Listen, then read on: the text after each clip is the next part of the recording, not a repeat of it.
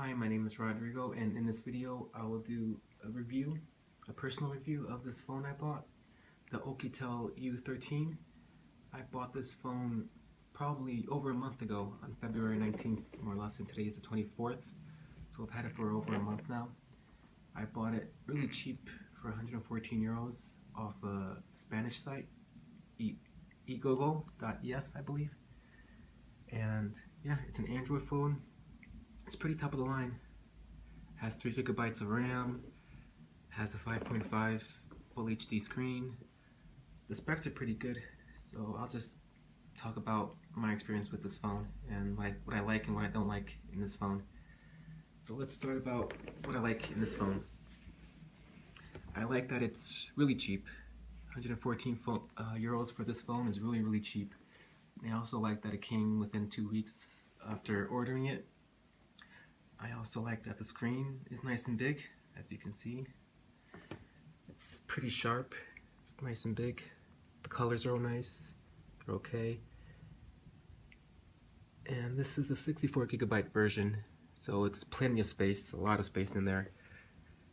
Before I was using 16 gigabyte and I would need to have a micro SD card. With this I don't feel a need to have an SD card installed on it.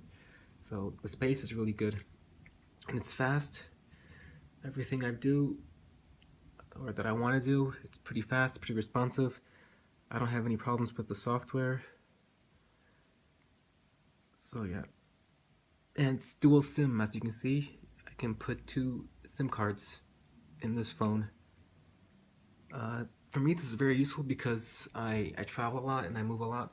Right now I'm in the Isle of Man, in the city of Douglas, and I moved here last Sunday, so it's been about almost a week since I've been here. And before that I was living in Ireland, so in this phone I have me and my wife's Irish phone numbers on this phone, just in case somebody needs to call us from there. And on my May phone I have the Manx phone number, an Isle of Man phone number. What else do I like about this phone? Yeah, it's not too heavy. It's a good weight to it. It's really good construction. It's aluminum, I think. Yeah, aluminum here, a little bit of plastic here, but not too much. The fingerprint scanner. Yeah, all in all, it's a nice phone. Can't complain about the construction of it. It's pretty good. It was cheap, so it's really good. What else? So yeah, let's talk about the things I don't like about this phone.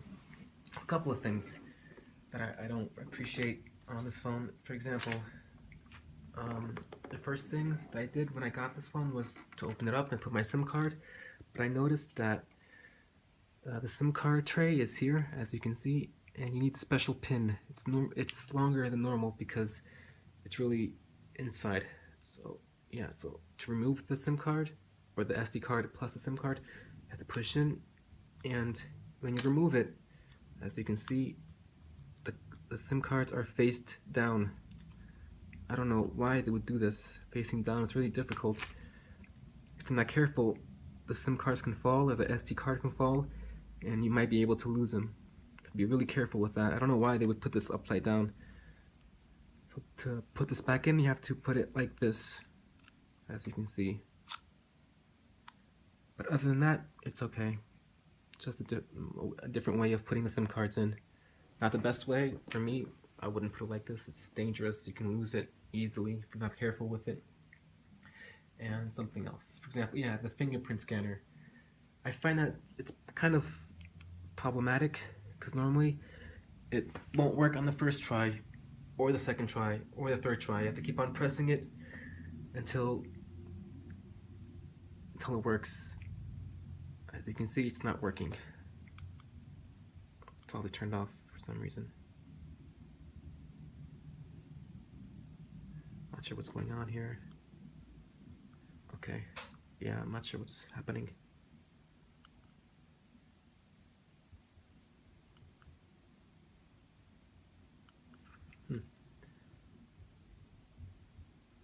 That's weird. Okay, let's just reboot this phone. Not sure what's going on. And what else? Yeah, I got this phone and it comes with a protective wrapping for the screen, which is a nice idea. It also comes with this silicone cover, which is also nice. It came out of the box for free, so that's a good thing. The voice, the phone calls itself, they're okay. I can hear my other person pretty well, and they can hear me pretty clearly, so it's okay.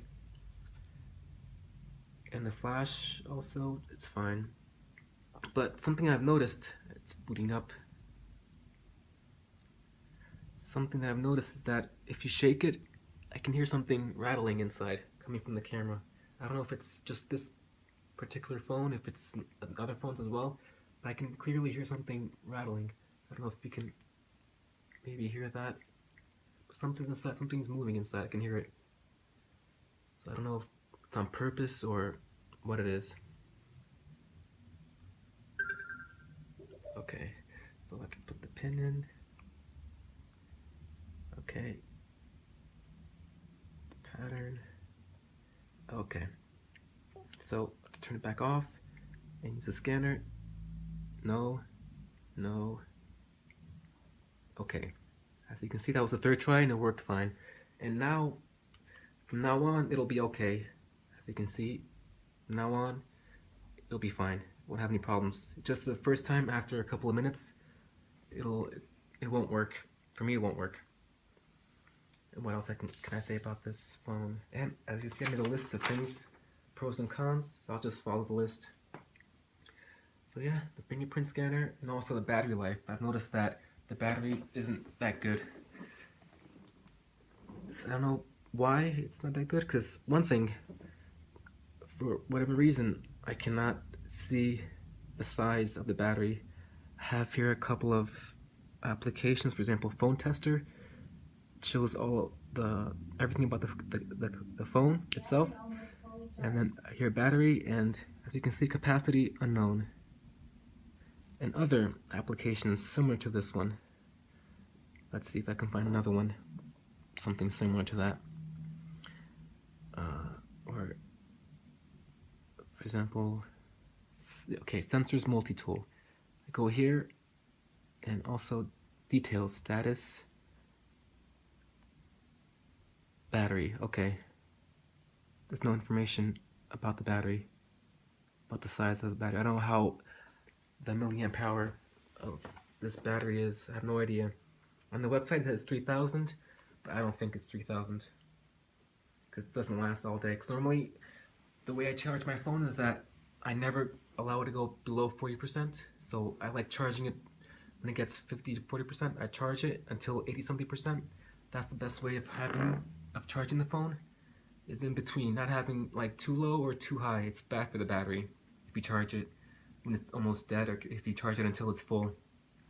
So normally when it's below 50, I charge it.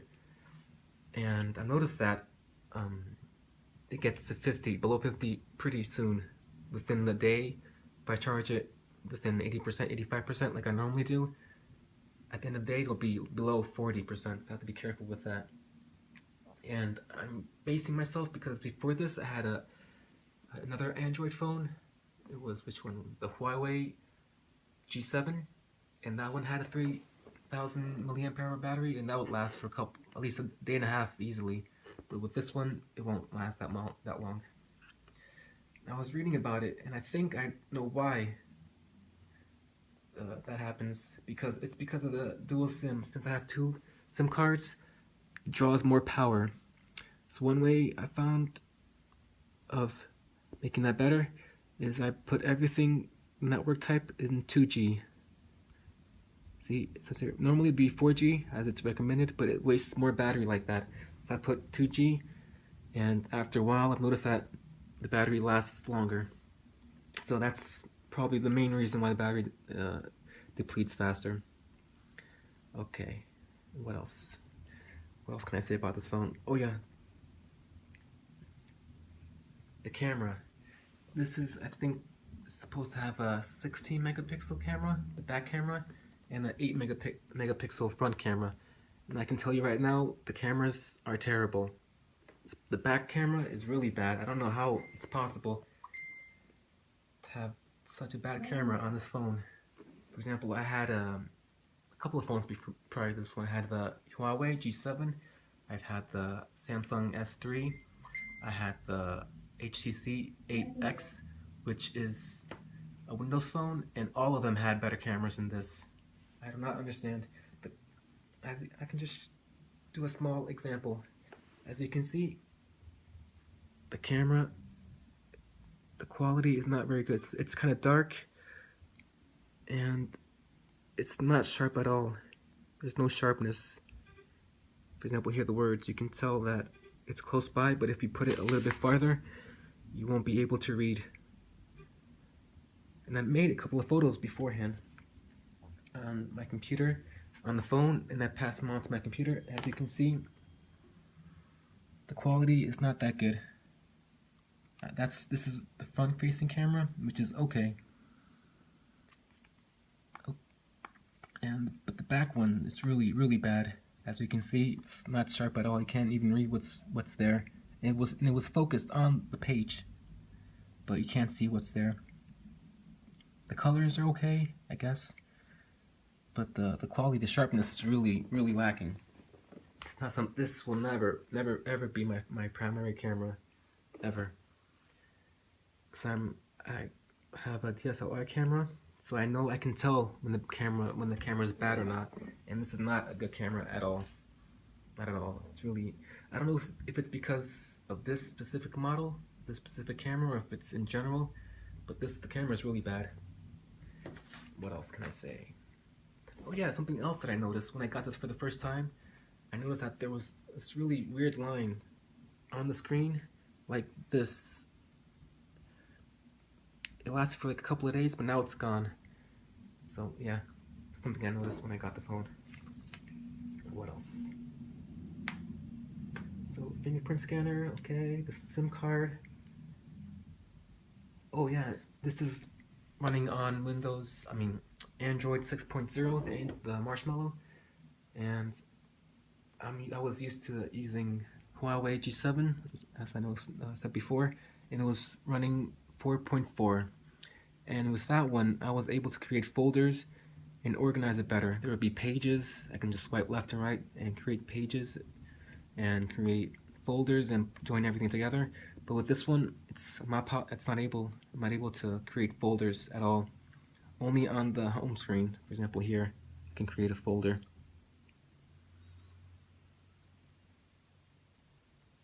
So yeah, that's something I don't like at all either.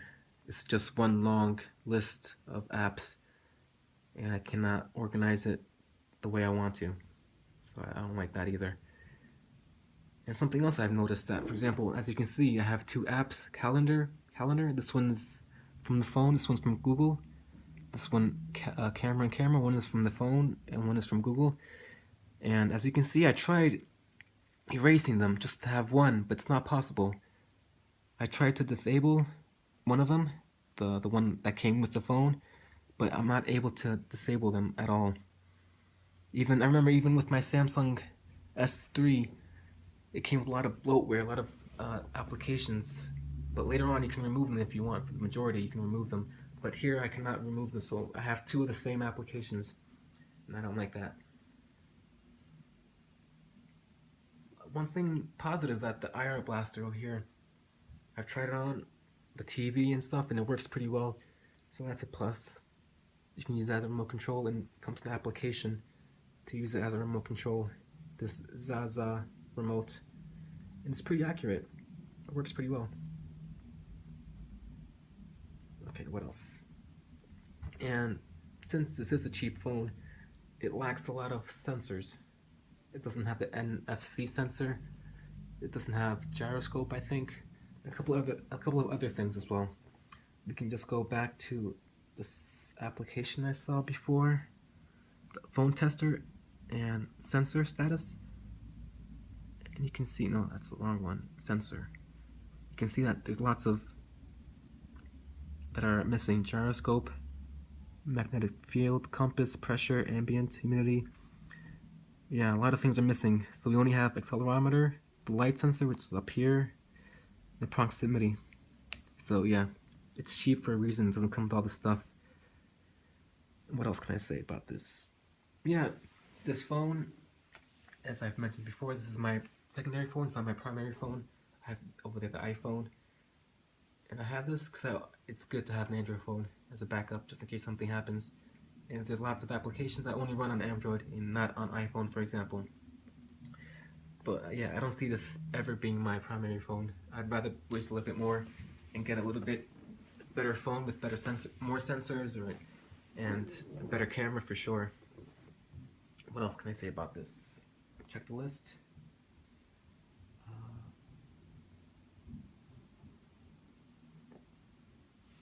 Okay. Oh yeah. I'm not gonna do any bench testing. Sorry, I'm not gonna do any Antutu or anything like that because for me it doesn't matter. I don't think those tests mean anything to a phone. Having, for example, doing those tests and them having higher number does not make them a better phone at all. I don't believe in that. So those tests for me are useless. So I'll never do any of those tests. I'll just see how it runs, what applications. If the applications run fast, it's good. If not, that's not good. As you can see, everything's nice and fast. There's no lag or anything. So that's more important to me than the numbers on the test. What else can I say? Yeah, I think that's about it. It runs everything pretty well. Has 3 gigas of RAM, which is a lot. I was able to open all my applications here, and it would still run fine. It wouldn't be fast. I mean, slow. So yeah, but I will never have this as my primary phone. Not at all. The camera is really bad. It's really terrible. I had previous cameras, which yeah. So yeah, but it's a phone. It works. It was cheap. Has a big screen. It's an HD screen. I like that, and it runs everything. So that's a plus. So yeah, I guess that's about it. If you have any questions or comments, please leave them below. I'll answer them happily. Okay, well, see you next time. Thank you for watching my video. Bye.